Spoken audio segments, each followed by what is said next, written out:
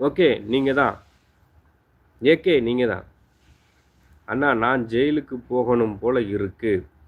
அடே மகேஷ் மற்றும் பிரவீன், நீங்கள் 2 பேரும் இனிமேல் கான்டாக்டில் தனிப்பட்ட முறையில் போய் பேசக்கூடாது. ஓகே. நீ என்னடானா எப்போ பார்த்தாலும் இப்படியே சொல்லிக்கிட்டு இருக்க. அவனோட கதைகளில் அவனை வந்துட்டு ஏதோ நீ உனக்கு சொல்லியிருக்கான் அவனோட லைஃப் ஸ்டோரியை.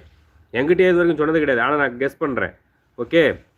அவன் இந்த கத்தியை வச்சுட்டு ஒரு டைம் குரூப்பில் போட்டான் ஒரு ஃபோட்டோவை. அதை நான் பார்த்துட்டேன். ஆனால் நான் பார்க்காத மாதிரி என்னடா நான் பார்க்கல அப்படின்னேன்.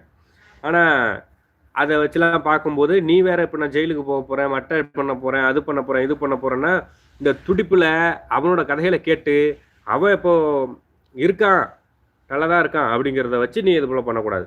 உன்னை மாதிரி எத்தனையோ பேர்லாம் இது போல் பண்ணணும்னு அந்த பரபரப்பில் இருந்து காணாமல் போனவங்க பல பேர். ஞாபகத்தில் வச்சு மூடிட்டு 12th நல்லா படித்து டிகிரி முடித்து வேலைக்கு போய் பொண்ணை பார்த்து கல்யாணம் பண்ணி புள்ள பெற்று பிள்ளைகளை வாழ்க்கையில் வந்துட்டு முன்னேற்றத்துக்கு உண்டான வழிகளப்பார்.